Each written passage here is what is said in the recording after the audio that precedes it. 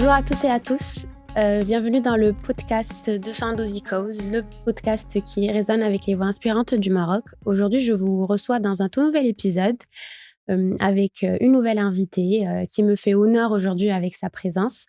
On va parler du monde associatif. Elle va nous partager sa grande et belle expérience avec nous. Donc, sans plus tarder, bonjour Madame Ratib. Bonjour Saïnès. Merci à vous vraiment pour votre présence, votre temps.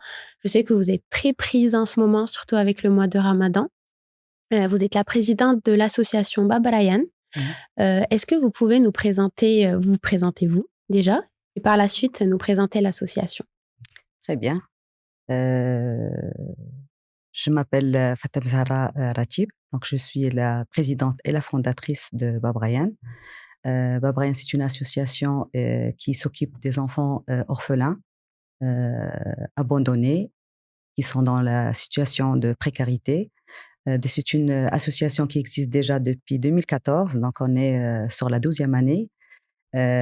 Qui a commencé, cette association a commencé avec 36 enfants au début. Donc, c'était quelque chose qu'on n'avait pas programmé, que c'était arrivé comme ça, avec le cœur. Parce que beaucoup de personnes me posent la question, me disent comment c'est arrivé. Donc, je dis aujourd'hui, je ne sais pas, c'est arrivé sans planifier, sans rien du tout.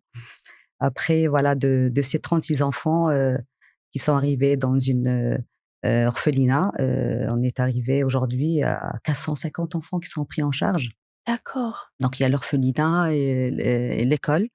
L'école qui prend en charge ces enfants orphelins, plus les enfants qui sont de la précarité et des enfants des familles qui sont vraiment dans une situation très difficile. Et au bout de quelques années, on a aussi ouvert un centre de formation Excellent. pour ces jeunes-là et pour les jeunes qui sont issus aussi d'autres établissements à l'extérieur.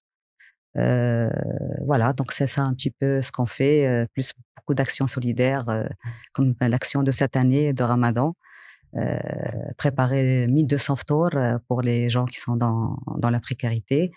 Voilà, donc en général, c'est ça les actions de Babrayan.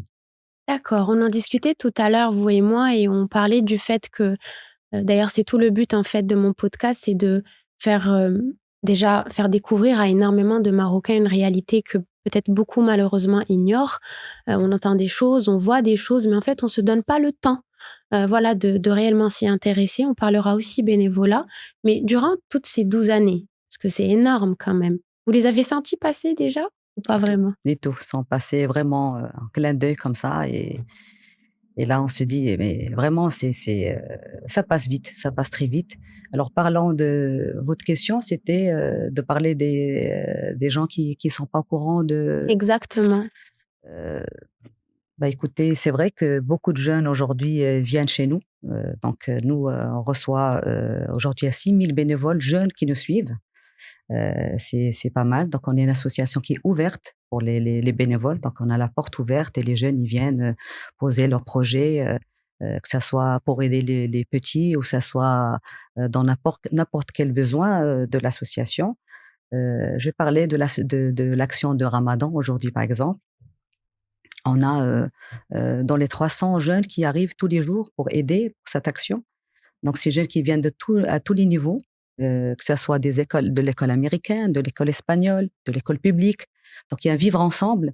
C'est ça qui est. Parce qu'au début, l'idée, c'était juste de donner un repas aux gens qui sont dans la précarité. Et après, on a réalisé que c'était vraiment une action qui sensibilise les gens et surtout les jeunes. Exactement. Les jeunes qui viennent s'inscrire, aider, donner un repas. Et il y a beaucoup de mamans aussi qui me disent ouais, j'aimerais bien que mon enfant vienne pour qu'il voit qu'il y a de la pauvreté quand même. Euh, voilà, donc ils viennent et réalisent qu'il y a des gens qui sont dans le besoin. Et voilà, donc je pense que c'est une bonne chose pour ces jeunes-là. Oui, bien sûr, et on en parlera un peu plus tard, durant cet épisode-là, mais je voulais vous demander, déjà vous êtes basée sur Casablanca, c'est ça? Oui, on est vraiment dans le centre de Casa, on est dans le quartier Palmier, donc l'accès il est vraiment très facile pour tout le monde.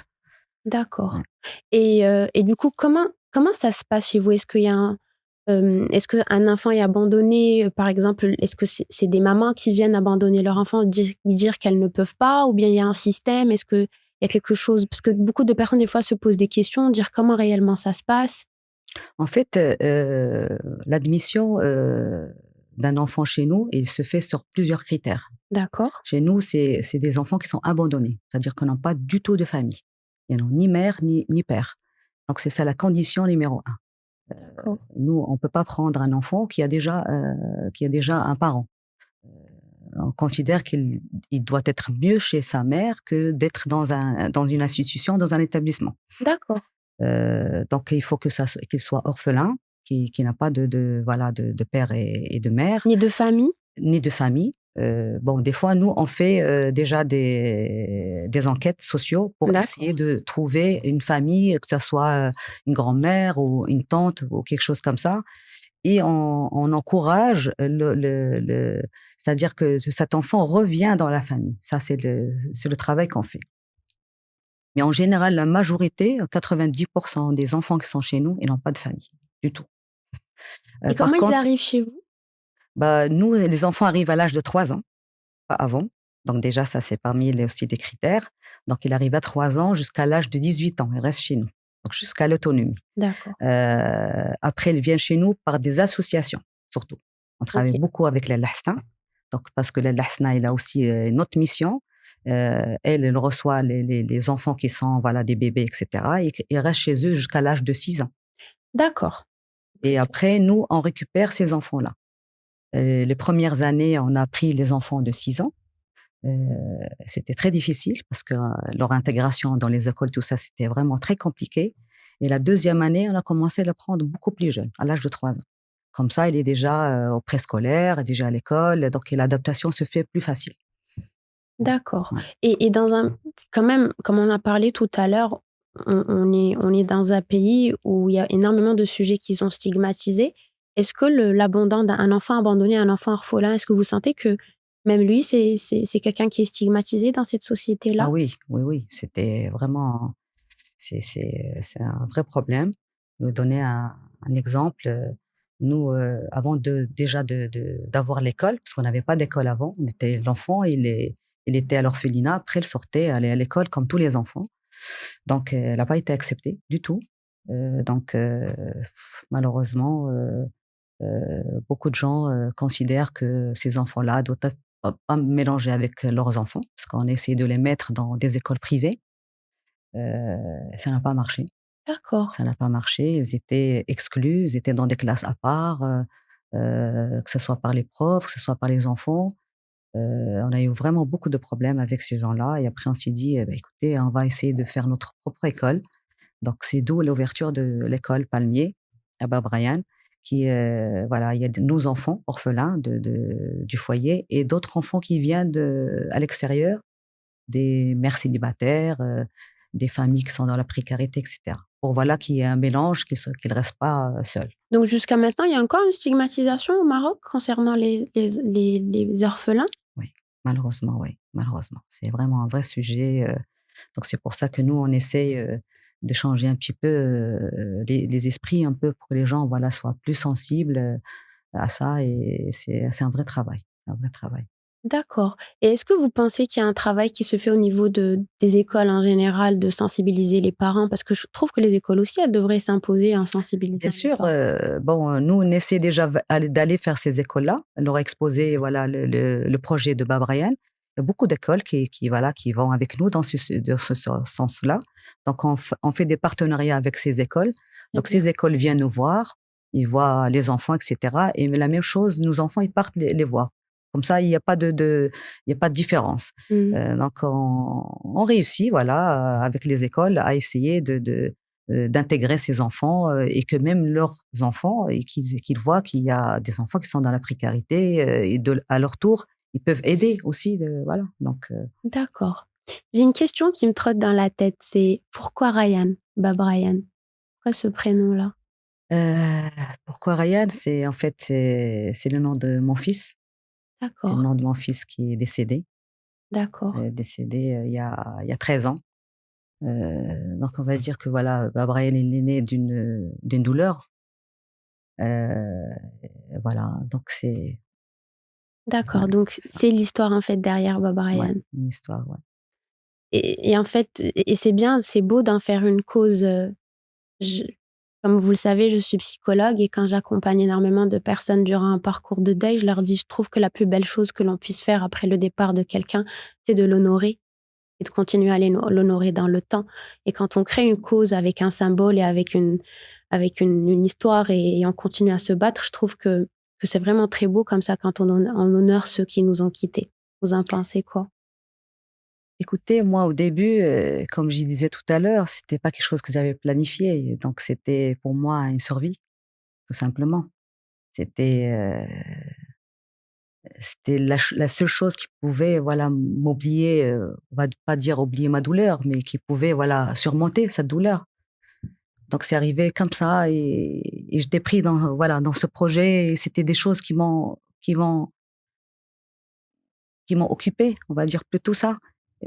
Donc c'était une survie, tout simplement.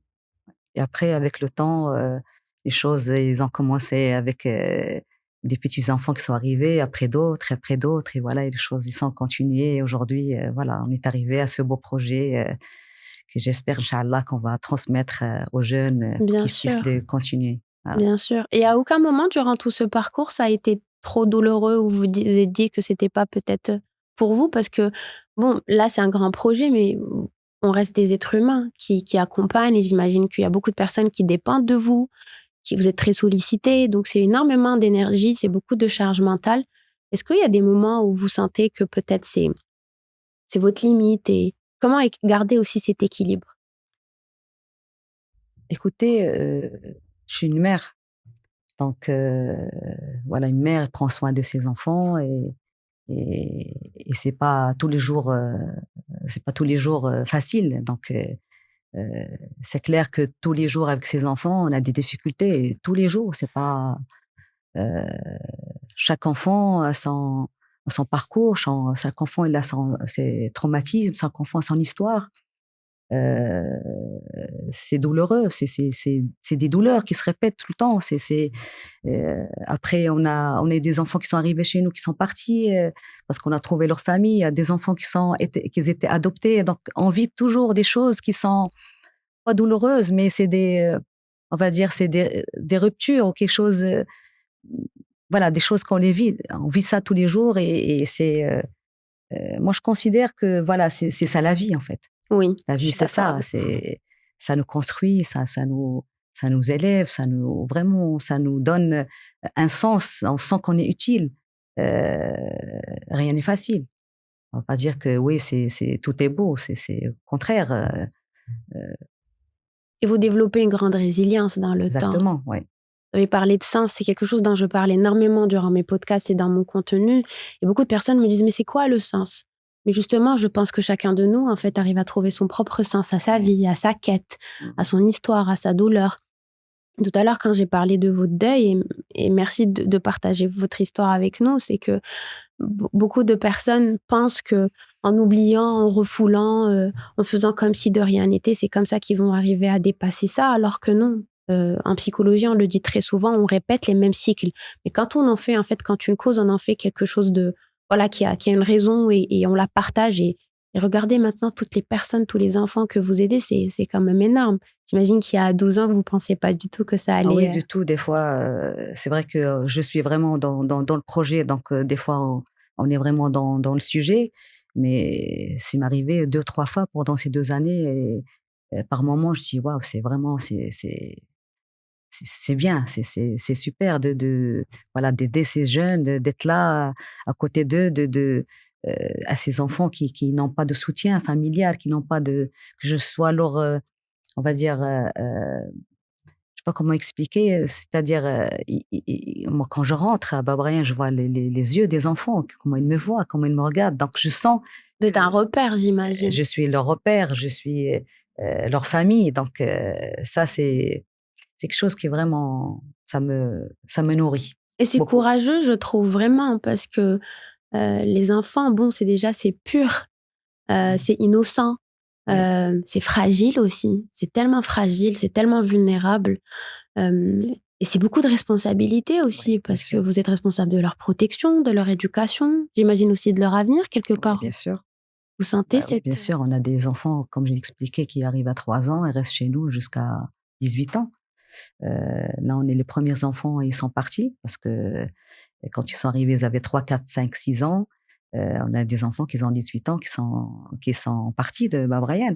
Mais bon, qu'ils reviennent toujours parce qu'ils ont quand même ce lien qui est très fort, très, très fort. Euh, et ça, c'est une responsabilité. C'est une mère, voilà, qui nourrit son enfant, qui le protège, qui doit penser à son avenir. Mmh. C'est-à-dire, c'est pas juste lui donner à manger et dormir. C'est-à-dire, il faut qu'il devienne autonome, Mmh. comme son propre enfant. Donc, Mmh. voilà, Et maintenant, pour les personnes qui doivent sûrement se poser beaucoup de questions, qu'est-ce qui peut-être manque à Baba Ryan pour peut-être un peu plus, on va dire pas combler ses manques, je vais pas appeler ça comme ça, mais peut-être un peu plus évoluer, un peu plus grandir quand comme vous en avez besoin? C'est quoi les besoins que Baba Ryan a en ce moment? j'ai pas très C'est-à-dire bien en termes de compris. structure, en termes de moyens, en termes de ça veut dire j'imagine qu'il y a beaucoup de personnes qui vont être intéressées après, qui vont dire: «Oui, je veux aider et tout». Mis à part le bénévolat, qu'est-ce que les gens comment ils peuvent aider? Écoutez, nous, on a énormément de besoins, énormément. C'est vraiment, c'est beaucoup, beaucoup de Mmh mh. besoins. Même un mentor qui peut venir discuter avec un jeune de 16 ans, 17 ans, Très bien. vraiment le motiver à être avec lui parce que ces jeunes, quand ils sortent à l'extérieur, c'est vraiment, c'est pas facile parce qu'ils ont vraiment un monde qui est différent, qu'ils connaissent pas. Même des jeunes qu'on a aujourd'hui qui sortent pour le marché de travail. Vraiment, il faut les encourager, il faut les soutenir, il faut qu'ils continuent pour qu'ils, parce que c'est pas évident de sortir dans un monde Bien sûr. qui n'est pas facile du tout. Mmh. Surtout et on le sait de nos jours, moi je le vois beaucoup autour de moi, c'est que, hem, il y a les gens, ils ont ça veut dire beaucoup de personnes ont leurs parents, dans les parents ont les moyens et ils se disent qu'ils se sentent, voilà, qu'ils ont peur, qu'ils savent Ouais, pas comment c'est faire, comme vous passé. l'avez dit, sur le marché de travail et encore plus quand on est stigmatisé par une société et on a l'impression que même si j'ai fait des études et tout, mais ça va pas suffire. Vous avez des problématiques pareilles, j'imagine? Surtout, ce qui, moi, je trouve, c'est dommage, c'est le regard des autres. Oui. C'est le regard parce que quand elle arrive, ce jeune, dans un endroit pour travailler, les gens le regardent, «Ah oui, c'est un orphelin». Donc déjà, il est stigmatisé. Heu et des fois, ils nous disent: «Ah oui, c'est un orphelin, mais il est bien élevé, il a bien fait des études, il a vraiment». Donc ça touche beaucoup le jeune, ça le laisse pas, il sent toujours qu'il est différent des autres. Mmh. Donc Ça, c'est un travail de conscience, je ouais, trouve, au c'est un niveau de travail de notre conscience société à de la faire. société, voilà, c'est pour ça que nous, au niveau de notre orphelinat, on essaye déjà de donner un maximum à ce jeune pour qu'il y ait pas de différence avec l'autre. Que ce soit au niveau de l'éducation, au niveau de son niveau scolaire, au niveau de tout ce qui est progrès aujourd'hui, que ce soit dans ce qui est dans l'intelligence artificielle, que ce soit dans l'informatique, les langues, nos enfants, ils parlent en anglais, en français, ils sont vraiment très brillants et c'est-à-dire ils n'ont rien, on va dire, de ce côté-là à en vouloir à d'autres où il y a pas de différence. C'est vraiment, on sait pas que c'est un enfant qui est orphelin, on fait pas du tout la différence. Mmh. Donc, je veux dire, c'est que, voilà, justement, l'autre, il faudrait qu'il le considère comme une personne normale. D'ailleurs, vous savez, dans mon métier, j'entends très souvent je sais pas si vous le voyez un peu, mais cette génération de maintenant, ils sont assez conscients quand même Mmh. émotionnellement et il y en a beaucoup qui commencent à me dire, «Ben, en fait, un parent, c'est pas un parent qui est là que par sa présence, mais c'est un parent qui a besoin de communiquer». Donc, je pense qu'il y a quand même une réelle conscience qui est en train de s'installer, mais qu'il faut qu'on travaille un peu plus, Mmh. dans le sens où c'est pas j'avais beaucoup aimé une phrase qu'une patiente m'avait dit, j'oublierai jamais ça. Elle m'a dit: «En fait, moi, mon éducation, j'ai pas été éduquée. Je n'ai eu» elle l'a dit en arabe, elle m'a dit: «Je n'ai eu que riaya». C'est-à-dire, on m'a nourrie, on m'a logée, on m'a habillée. Mmh. Point. Ouais. Et avoir des parents ou avoir en tout cas des tuteurs ou des gens, enfin des personnes en fait qui prennent soin d'un enfant, ça va au-delà d'avoir juste le statut d'un Bien parent. sûr, Moi, bien je le sûr. vois dans mon métier et j'essaie aussi de sensibiliser beaucoup de parents. Je leur dis: «Votre enfant, même les papas, ils doivent s'investir avec leur enfant. Tu dois parler à ton enfant, bien tu sûr. dois communiquer avec lui. Et limite, moi, je trouve, parce que je connais pas mal de personnes qui n'ont pas, voilà, qui ont été, j'ai beaucoup de patients qui sont orphelins et qui ont été adoptés et qui savent voilà, qui sont orphelins. Et je trouve que quand même, c'est des personnes qui me disent, bah, on trouve qu'on a eu de la chance d'avoir été adoptés ou que cette personne a pris soin de nous, et ils savaient ça depuis qu'ils étaient tout petits. Ça veut dire qu'ils n'ont pas grandi en se disant: «Non, c'est ma mère ou c'est mon père». Mais c'est quelque chose qu'on gagnerait, je trouve, à communiquer de plus en plus. Et ça, c'est un travail que vous faites à Baba Ryan. C'est communiquer avec ces, enfin, vous l'avez dit tout à l'heure, un travail de mentoring. Parce Mmh. que dans la vie, je pense que n'importe quelle personne a besoin d'un mentor dans Bien sa sûr, vie. bien sûr. Pas qu'un parent comme ça qui est présent, mais que derrière, en fait, il y a pas grand-chose. Et ça serait intéressant aussi qu'il y ait un esprit communautaire. J'imagine que vous avez déjà un esprit communautaire au sein de Baba Ryan. Ouais. Genre au-delà. Ça veut dire intégrer plus, et les bénévoles que vous avez, c'est les mêmes qui reviennent à chaque fois ou bien c'est les mêmes cercles ou non ça? Écoutez, l'association Baba Ryan est ouverte aux bénévoles. Donc, on a pas mal de bénévoles, on a plus que 6 000. Donc chaque jour, chaque année, c'est un peu plus. Donc chaque bénévole, il vient avec son projet. Alors je vais expliquer quelque chose d'autre, l'esprit de communauté justement. À l'école, on a les enfants de l'association, du foyer, et on a d'autres enfants qui viennent de l'extérieur. Donc ces enfants-là, ils ont des mamans. Donc ces mamans-là devraient donner un nombre d'heures à l'association, D'accord. que ça soit, dans tout par rapport à tous les besoins de Bab Ryan. Ils peuvent, faire le ménage, ils peuvent faire, Hifd el-Qur'an, ils peuvent faire, le repassage, la cuisine, et cetera. Dans Bab Ryan, qui est vraiment un site qui est très grand, on est sur un hectare, quasiment dans ce site-là, on n'a pas du tout de femmes de ménage. Donc, c'est ces mamans qui sont engagées, donc ils viennent tous les jours, ils ont 4 heures par semaine, ils doivent D'accord. donner à l'association, et voilà, et ça roule, comme ça.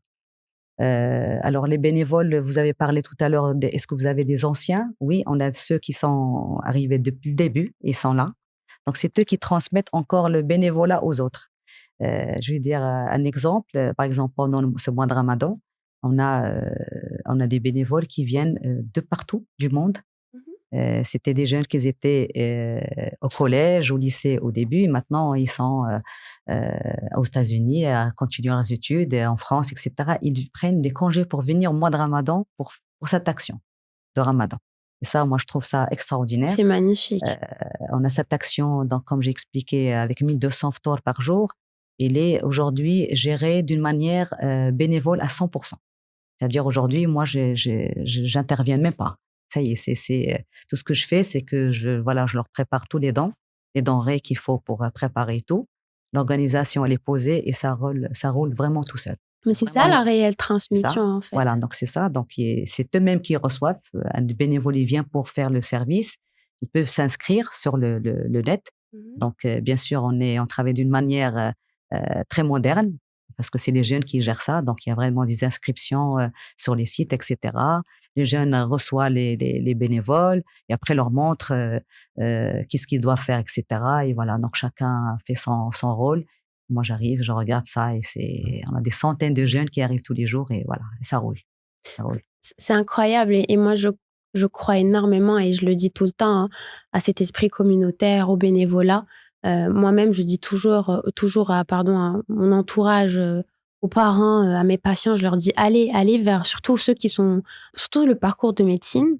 Moi je trouve que c'est très important que les jeunes aillent vers le bénévolat. Mmh. Surtout qu'ils sont enfermés dans c'est quand même des études qui prennent énormément d'années et je trouve qu'ils sont tellement dedans qu'ils sont juste dans ce stress parce que même s'ils sont dans les hôpitaux et tout, mais ils ont pas une réelle, on va dire vision de la réalité de comment ça se passe Mmh. et quand ils partent vers le bénévolat, ils découvrent énormément de choses. Vous avez des étudiants en médecine chez Oui, vous? on a beaucoup d'étudiants en médecine, en psychologie aussi. On a une trentaine de psychologues qui viennent nous aider. On a bien sûr nos psychologues qui sont, salariés, et on a 2 psychologues, mais bon, On sait qu'on a besoin de plus. Mmh. Donc, on a une trentaine qui viennent, ils sont voilà, coordonnés avec le responsable. On a des médecins aussi jeunes. Moi, je veux vous dire, c'est les bénévoles chez nous, la majorité, c'est des jeunes. Hein, on a 90% des bénévoles, c'est des jeunes. On a des petits de 6 ans, de 7 ans, jusqu'à 25 ans, 26 ans, 30 ans. C'est la majorité de nos bénévoles. Voilà, donc on est content que cette jeunesse, vraiment, elle est très motivée, etc. Et on continue à travailler sur ça, on continue de sensibiliser les jeunes. Moi, je dis que le bénévolat, c'est quelque chose qu'on doit apprendre à nos enfants dès le premier âge. Comme j'ai expliqué tout à l'heure, moi, j'ai mon petit-fils, il a 3 ans, il vient avec son petit gilet, bénévole Babraine. Donc, lui aussi, il joue avec les enfants et c'est ça, c'est quelque chose qu'on doit leur inculper, qu'on doit leur apprendre dès le plus jeune. Et c'est sûr qu'après, quand ils vont grandir, ils vont aussi servir leur pays, voilà, etc. Donc, c'est très important. Et je trouve que c'est la meilleure manière d'avoir une société qui n'est pas dans la stigmatisation. C'est quand on inculque ça dès le plus jeune âge, parce qu'il y a pas, en fait, à Et stigmatiser. il se fait naturellement. Se fait naturellement. Le jeune, il arrive, il joue avec avec l'autre enfant et pour lui, il y a pas de différence. Mais comme je le dis et comme je l'ai déjà dit, dans mes précédents épisodes, je pense que le vrai problème dans notre société, il faut qu'on le dise et moi je ne répéterai jamais de le dire tant que je suis vivante et que je peux le dire, c'est que la différence fait peur dans notre société. Peu importe comment l'autre est différent, du moment que tu es différent de moi de par comment tu as grandi ou de par le fait que peut-être tu as une maladie ou de par le fait que peut-être, en fait la différence elle nous fait craindre. Alors que non, au contraire, moi je trouve que Contraire, c'est bien une sûr. richesse. C'est une richesse, oui. Mais il faut être conscient de ça. Mmh. Il faut être conscient que la différence fait, voilà, justement, c'est une richesse. Et il faut que l'enfant le sache, parce que sinon, il va l'apprendre autrement. Mmh. Euh, donc, il faut qu'on continue, voilà, à sensibiliser les gens et que les gens, voilà, parce Et que vous c'est un travail, en recevez fait, moi, je dis que j'essaie un maximum d'expliquer que ça, c'est un travail de tout le monde. C'est pas juste une personne. On doit tous, voilà, aider ces jeunes, que ça soit un orphelin ou un enfant qui est dans la précarité ou juste un enfant qui est en difficulté. C'est le travail de tout le monde. C'est parce que, voilà, c'est un travail dans une société, dans une communauté. Donc, il faut intégrer tout le monde. mmh. Donc, c'est Tout à l'heure, avant qu'on commence l'épisode, on échangeait un peu et vous m'avez dit une phrase qui m'a beaucoup marquée. Vous m'avez dit quand je vous ai un peu expliqué mon parcours et tout, vous m'avez dit: «Quand on est comme ça, on sait pas être autrement, on sait pas exister entre bancs, on sait pas s'arrêter. Pendant qu'on est dans un mouvement, on se dit: "OK, déjà qu'est-ce qu'on fait ouais, après?"» ouais. Vous l'étiez avant Baba Ryan? Est-ce que c'est quelque Oui, chose? oui, j'étais toujours une femme entrepreneuse, toujours, donc depuis mon jeune âge. Donc, je sais pas si c'est une question de tempérament. Ou d'éducation. Depuis mon plus jeune âge, déjà, j'étais dans le bénévolat aussi, donc c'est quelque chose que je faisais, que ma mère m'a inculpé, parce qu'elle-même, elle était aussi dans le bénévolat, donc c'est de génération en génération. Aujourd'hui, mes enfants, ma fille, elle est très engagée avec moi, mais vraiment, elle a ça dans le sang. Mes petits-enfants aussi, euh, voilà, donc c'est quelque chose qui se transmet. Et ça rapproche, ça garde un lien, ça le nourrit et je trouve que c'est ça la réelle transmission, même à vos petits-enfants. Je trouve que voilà, dans une famille, très souvent, beaucoup de personnes me disent: «Mais qu'est-ce que j'ai réellement en commun avec mes parents?» Mm. Et je trouve que Ouais, quand on crée des causes pareilles et c'est quand on vit, exactement ça. C'est tu te dis: «Oh, exactement.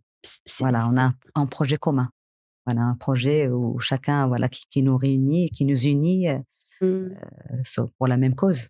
Parce qu'on n'est pas censé vivre que dans le devoir. Mmh On est mh. censé vivre dans le désir, on est censé vivre dans le partage. Mmh. Oui, bien sûr qu'il y a des notions de devoir, mais on n'est pas que on est beaucoup dans des notions dans notre société, dans الرضا, dans le fait que الواحد il doit يكون, on va dire, مرضي الوالدين et tout ça. Mais ça, c'est très culturel et malheureusement, ça a éloigné énormément d'enfants de leurs parents, de Mmh. leur famille. Vous savez, moi, dans mon métier, des fois, je reçois des personnes qui pour être loin de leurs parents, ils peuvent inventer, à leur famille qu'ils ont une mission dans un autre pays alors Mmh. ils sont à 1 heure de chez eux et je trouve ça quand même triste que beaucoup de parents ne se rendent même pas compte à quel point leur enfant veut être loin d'eux et à quel point c'est pas une question de sarto d'orda, c'est une question de quand beaucoup de mes patients me disent, ils me disent: «C'est physique, je n'y arrive pas. Je ne peux pas être à côté d'eux». Hem et pour moi, c'est lié tout ça. Mmh. C'est qu'il y a une réelle conscience et si les parents, ils étaient un peu plus dans la conscience et dans la transmission avec leur enfant, bah, je pense que en fait, ça règle beaucoup de problèmes. Je trouve que ça guérit toute une société, le fait d'être dans le bénévolat et de ne pas stigmatiser, voilà, Oui, des c'est sûr, bien sûr, il faut voilà, projet commun de famille, c'est quelque chose qui reste, qui laisse la famille unie. Qui laisse la exactement. famille unie et après il y a la transmission parce que les parents, ils partent et après les enfants, les petits-enfants et voilà que ça continue. Mmh. Tout à l'heure, vous m'avez parlé aussi de vos centres de formation. Vous pouvez nous Oui. en parler un peu plus? Alors le centre de formation, elle est née aussi, c'était en fait, le projet de Bab Ryan est arrivé, graduellement. C'est pas tout n'a pas été fait, de premier coup. Donc c'était le foyer, l'école et après c'est arrivé le centre de formation par besoin. Parce qu'en fait, on a des jeunes, qui arrivent à l'âge de 15 ans, pas tous les enfants, ils sont faits pour les études. Il y en a qui veulent plus continuer ce cursus scolaire, académique, classique et qui veulent apprendre un métier. Voilà, qui veulent apprendre un métier, donc nous, déjà avant de créer ce centre, on avait des ateliers de boulangerie et de pâtisserie qu'on faisait déjà à l'école. Et moi, je voyais les jeunes qui aimaient beaucoup vraiment ces ateliers-là et on le faisait. Il y avait beaucoup de chefs qui passaient chez nous, qui apprenaient aux enfants et cetera et le jour où on a voulu faire un centre de formation, heu, je dis: «Moi, je vais me spécialiser dans un des métiers bien spécifiques. Je vais pas vous faire un centre de formation, on va prendre 10 000 métiers. Oui, Il vaut mieux qu'on soit spécialisé dans un métier bien précis et qu'on le fasse bien». Donc d'accord. c'était ça l'idée et on s'est dit: «Bah, pourquoi pas on continue dans ce qu'on fait déjà, la boulangerie, la pâtisserie» et on a rajouté le service. Donc bien sûr, ça, on l'a fait avec, un partenaire public, donc Mmh. avec l'Entraide nationale. Oui. Donc on a signé un partenariat, donc les jeunes arrivent, viennent chez nous, les enfants qui sont de foyers de Bab Ryan et d'autres enfants qui viennent aussi, de l'extérieur, d'autres établissements de protection sociale, que ça soit Beiti, que ça soit L'Or Joyeuse, Barnosé et cetera. Donc aujourd'hui, on reçoit, 120 jeunes chaque année. Ils sont formés, ils passent des stages bien sûr avec des partenaires. On a énormément de partenaires, heu, je vais pas citer le nom, heu, qui jouent le jeu avec nous, voilà et donc ils passent les stages et après ils sont insérés dans le marché du travail. Parce que nous, l'objectif de ce centre, c'est l'insertion, surtout l'insertion. Mmh. Voilà, donc ils ont à la fin c'est une année scolaire et à la fin de l'année, ils ont leur diplôme et juste après, ils ont un stage de pré-embauche et 10 mois après, ils sont embauchés. Vous savez ce que Voilà. vous êtes en train de partager, maintenant, ça me parle beaucoup parce que, comme je vous l'ai dit tout à l'heure, ma grand-mère, elle est dans l'association des a de pardon, elle est dans tout ce qui est, voilà, dans l'associatif depuis très longtemps. Bon, maintenant, elle est pas dans l elle fait énormément de choses, mais elle a beaucoup lutté pour les droits de la femme Mmh. et et il y avait un projet pareil sur lequel je l'ai aidée pendant des années avec l'Entraide nationale toujours, ouais, qu'elle avait appelé le Jil Jadid. Mmh mh. Et c'était pareil, c'était voilà des enfants qui étaient déscolarisés parce que voilà, ils voulaient plus aller à l'école et c'était des formations, pâtisserie, boulangerie, coiffure aussi, ils avaient aussi coiffure. Il y avait, je pense, menuiserie sur 1 an, et je trouve que quand même ça a beaucoup aidé énormément de jeunes parce que déjà, bah, ça leur a offert un cadre. Bien Parce sûr. que le plus important pour les jeunes, c'est un cadre, c'est Mmh. pas forcément l'école. Ce que beaucoup de personnes ne savent pas, c'est que c'est pas parce que ton enfant, il part à l'école qu'il a un cadre, Mmh. pas du tout. Bien sûr. Il peut être dans un centre de formation, il a un réel cadre et il va sortir avec, un projet, avec, il peut aussi guérir, hein. Bien Il sûr. va être accompagné, il va être motivé et inspiré, alors que peut-être aller à l'école et juste poursuivre le système, bah, ça n'a pas de sens Ouais. pour lui et tu vas encore plus le perdre. Et je trouve que quand même c'est super intéressant que vous ayez ces centres de formation pour vos Oui, jeunes. exactement. Nous, on a ouvert ce centre, bon, beaucoup de gens le disent: «Bah, écoutez, il y a d'autres organismes pour aller se former». Je dis: «Oui, ces enfants, ces jeunes-là, ils ont besoin de plus qu'une formation. Mmh. Ils ont besoin de beaucoup de choses. Mmh. D'abord, il faut les écouter parce Mmh. qu'ils ont souvent des problèmes. Moi, j'ai beaucoup de jeunes, des fois, il peut pas venir le lendemain parce que ses parents l'ont viré et donc il a dormi, dehors, dans la rue. D'accord. Donc, on a des assistants sociaux qui les écoutent, qui peuvent les aider, qui peuvent les orienter, qui peuvent écouter même le parent aussi. Mmh. Heu, donc cet enfant ne peut pas, être dans un centre de formation normal. Mmh. S'il est dans un centre de formation normal, il va pas venir le lendemain, c'est fini pour lui. Donc nous, on essaie toujours d'écouter cet enfant, de voir ses difficultés pour qu'il puisse continuer sa formation et en plus de ça, on lui donne une formation de qualité. C'est-à-dire en plus du métier, on leur apprend les langues, l'anglais et le français et l'informatique, le sens de l'entrepreneuriat. On a beaucoup de femmes aujourd'hui, des jeunes qui ont 25 ans, ils ont fait leur propre projet, ils ont fait, comme des petites pâtisseries à faire des gâteaux et cetera. Donc, là aujourd'hui, depuis la création de ce centre, on a pu insérer 360 jeunes dans le marché du travail. D'accord. Voilà, grâce à ce centre et grâce bien sûr à nos partenaires aussi qui nous soutiennent et voilà, aujourd'hui on a la première année, on a eu des difficultés à les insérer parce que justement il y a la stigmatisation. Ils Mmh. disent: «Oui, c'est des orphelins, on va avoir des problèmes» et cetera. Mais la deuxième année, on a commencé vraiment à avoir des demandes parce qu'ils ont Mmh. vu la qualité de la formation de ces jeunes et voilà, aujourd'hui, on nous demande et c'est voilà, de là ça se passe bien. Et vous qui êtes dedans, qu'est-ce que vous pensez? Qu'est-ce qui fait peur aux gens? Pourquoi les gens stigmatisent un orphelin? Parce qu'en fait, on va dire les anciennes générations, d'orphelinat, c'est justement vous avez parlé de riaya tout à l'heure, c'était juste des établissements qui leur donnaient qui les nourrissaient et que voilà. Mais il y avait pas de vrai accompagnement pour voir exactement, c'est quoi le problème de ce jeune, pourquoi il réussit pas. Et après, malheureusement, il y a un sujet qui est encore pas encore résolu, dans notre société et c'est les jeunes qui arrivent à 18 ans, ils doivent quitter l'orphelinat. Oui. Ça, c'est un sujet qui est très important et on en discute beaucoup. D'ailleurs, on a eu beaucoup de discussions avec le gouvernement par rapport à ça. Donc, ils sont en train de faire un travail magnifique. Donc déjà, il y a des choses qui se sont mises en place et on continue encore voilà, à en parler pour, essayer de trouver des solutions pour ce jeune de 18 ans qui a été chéri, protégé, toutes ces années-là et 18 ans, ça y est, il doit quitter, il doit vraiment se jeter dans quelque chose qui est très difficile pour lui. Parce que c'est vrai que pour le moment, on n'a pas encore un système qui protège, ces enfants-là. À 18 ans, c'est très difficile. C'est Mmh. pour ça que nous, à Bas Briand, justement, pourquoi la réussite? Parce qu'on a créé des projets de vie pour ces jeunes à l'âge de 15 ans. On commence à 15 ans, c'est-à-dire un travail qui se fait 3 ans à l'avance. Oui.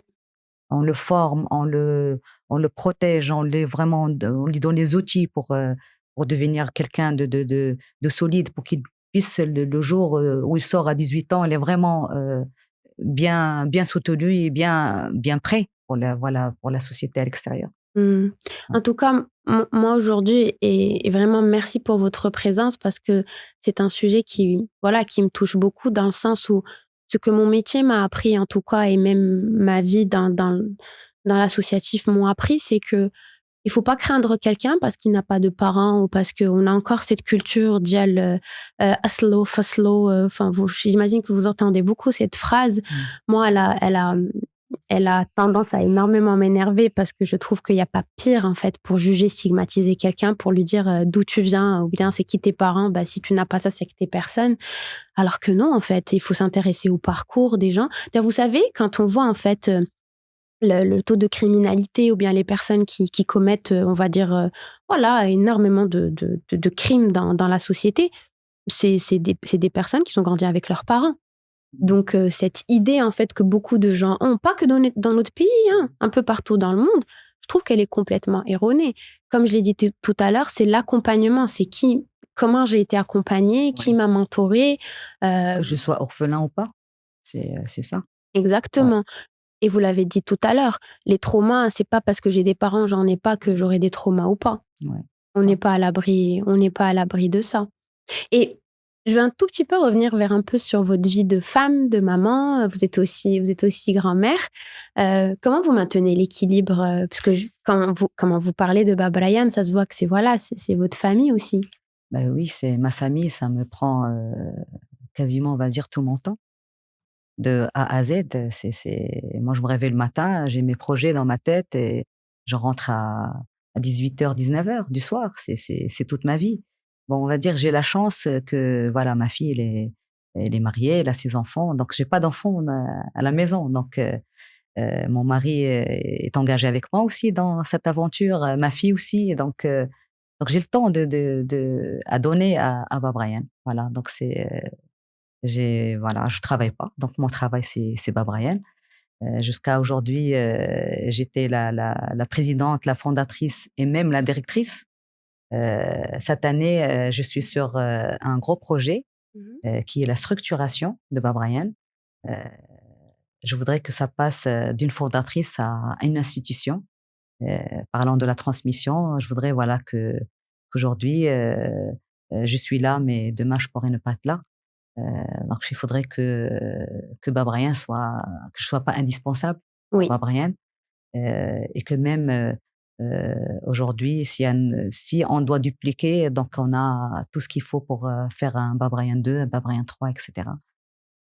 Donc ça, c'est mon plus gros projet cette année, c'est d'écrire toutes mes procédures, mes structurations, pour que, voilà, que Bab Ryan peut fonctionner sans la présidente, sans, voilà, on va dire, la fondatrice. Voilà. Et je vais vous poser une question un tout petit peu personnelle, bien évidemment, si vous permettez. Et Baba Ryan a fait du bien à votre famille, après la perte de votre fils? Énormément, Mmh. énormément. Je pense que heu, c'était un cadeau du ciel, on va dire. Un cadeau du ciel parce que ça nous a unis. Mmh. Beaucoup de familles après un deuil, ou après une séparation se séparent, Oui, beaucoup. oui. On a passé par des moments très difficiles,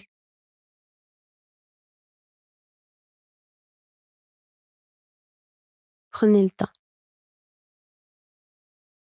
mais Babrien nous a donné cette force, vraiment. A vraiment donné cette chance, il nous a unis. C'est notre, voilà, c'est notre projet commun, à nous tous. Heu, Ça a commencé par une survie, parce que voilà, c'était ça, et après voilà, donc moi je pense que c'est un cadeau du ciel, voilà. Et je trouve que c'est ce qui donne, en fait, les plus belles histoires et les plus beaux projets par la suite, quand ça vient d'une douleur, ça vient d'une perte, ça vient d'un manque. Hem, un jour, j'avais demandé, à ma grand-mère, je lui ai dit: «Pourquoi tu t'es autant investie dans l'associatif?» parce que ça a pris toute sa vie. Hem, elle avait perdu son père, elle était encore très jeune, c'est vraiment tout, c'est la vie, hein. Elle nageait avec sa sœur, avec sa petite sœur, et ils ont été pris par un tourbillon dans la mer, et leur père, il est rentré pour les sortir, et c'est lui, en fait, qui s'est noyé. Et c'était l'année où il lui a dit qu'il allait lui payer des études, l'envoyer à l'étranger. Mmh. Ma grand-mère a toujours été très ambitieuse, et par la suite, quand elle a perdu son père, bah, sa mère, elle lui a dit: «Je peux vraiment plus vous permettre tout ça». Donc elle a dû se marier jeune, avoir son premier enfant à 17 ans. Mais en gros, quand on en discute, elle me dit: «En fait, j'ai voulu, en fait, faire vivre l'ambition de mon père, même si c'était dur pour elle». Mmh. Et moi, ma grand-mère, à ses 21 ans, elle avait déjà ses 4 enfants. Mmh. Mais elle me dit, pour son souvenir à lui, pour son ambition à lui, parce que lui me disait: «On va et on va, on va», et je trouve, en fait, toutes les histoires, c'est comme ça, hein. C'est Je le dis dans le podcast, c'est pour moi, mes invités, c'est des personnes dont le parcours résonne énormément, et je trouve qu'il faut qu'on parle de nous, il faut qu'on parle de nos ruptures, de nos deuils, de nos Oui, pertes, et c'est ce qui fait notre force. Il faut bien arrêter sûr. avec cette chouma et avec cette la pudeur est une chose, mais la chouma, c'est autre chose. Il faut pas qu'il y ait de la confusion avec la honte. Il faut Bien pas sûr. avoir honte d'avoir mal, il faut pas avoir honte d'avoir Au perdu contraire, des proches. c'est Ça m'a beaucoup, moi, je suis quelqu'un de, voilà, d'hypersensible, et j'en suis très fière, mais dans le sens bah, où je trouve c'est à notre force, c'est c'est une là, force. c'est ça. Merci de le Ouais. dire, c'est une force, et je trouve que, voilà, vous auriez pu, en fait, voilà, ne rien faire, et voilà, vivre votre deuil à votre manière, ou bien peut-être vous isoler aussi, ou bien vous victimiser. C'est pas que je dis, au contraire, s'il y a des personnes qui trouvent qu'ils sont en train de se victimiser, justement, cet épisode, ou bien il est là pour leur rappeler que la vie, c'est pas que garder ma position de victime, mais je peux, en fait, créer, et je peux faire quand même plein de bonnes choses. Tout simplement vivre, Oui. c'est ça, tout simplement. Moi, je dis, parce qu'on me dit souvent, heu vous êtes un exemple pour les mamans qui ont perdu, en fait, un être cher dans la famille, que ce soit un enfant ou une sœur ou un frère. C'est, moi, je leur dis: «Bah, écoutez, chaque mère, elle a sa souffrance. Chaque mère, chacun comment il perçoit les choses, chacun comment il reçoit les choses. Chaque maman, elle a le droit de je n'ai rien à leur dire, en fait. C'est cha Moi, ce que je peux leur dire, c'est de voilà, ils ont le droit de tomber, ils ont le droit de pleurer, ils ont le droit d'être en colère, heu, mais ils ont le droit de vivre aussi. Ça, c'est très important. C'est, voilà, donc c'est clair que quand on perd un enfant, on n'oublie jamais ça. Personne ne peut dire qu'on oublie. C'est juste, la souffrance, elle est transformée, heu, elle est métamorphosée, elle devient autre chose. Et moi, je pense que c'est autre chose, c'est ça la force. C'est ça la force. Et voilà, moi, ce que je peux dire, c'est que, continuez à vivre. Continuez à vivre, pas par pas, tout doucement, et peut-être un jour, il y aura une lumière, peut-être. Mais on la voit cette lumière dans comment vous parlez de Baba Ryan et je la vois aussi cette étincelle dans vos yeux quand vous parlez de ça et je trouve qu'il y a pas mieux pour clôturer cet épisode avec ces mots, avec tellement de sagesse et voilà et l'expérience elle parle. Je trouve qu'il y a pas plus beau que l'expérience. Merci pour votre présence encore une Merci à fois vous. aujourd'hui. Merci. Vraiment, c'était un agréable moment. J'ai passé un bon moment, Merci pour ce partage, ouais. vous m'avez fait voyager avec vous et j'espère vraiment, vraiment que ça touchera le maximum de personnes et voilà, je vous souhaite beaucoup de courage pour cette année, pour tout ce que vous Merci. Merci comptez, beaucoup. On pour tout ce que continue, vous sur nos projets, et voilà, on continue de vivre, et les projets n'ont pas d'âge, heu, on continue. belle phrase. Voilà. Exactement. Ouais. En tout cas, on remercie aussi cet épisode, il est spécial parce qu'on est là, on s'est rencontrés grâce à Podcaston. Voilà, qui est un rendez-vous annuel, voilà, qui d'ailleurs, c'est grâce à eux qu'une association et un podcast, une émission se sont rencontrés. Donc, merci pour l'initiative. Merci. Oui, Merci à vous. voilà, Ramadan Moubarak à tous les Merci. musulmans, à tous les Marocains et merci pour votre présence. Je vous donnerai tous les détails de Baba Ryan, plus de bénévoles, je pense que vous en aurez toujours besoin. Oui, toujours, bien sûr. On vous mettra tous les détails et je vous dis à très bientôt pour un nouvel épisode.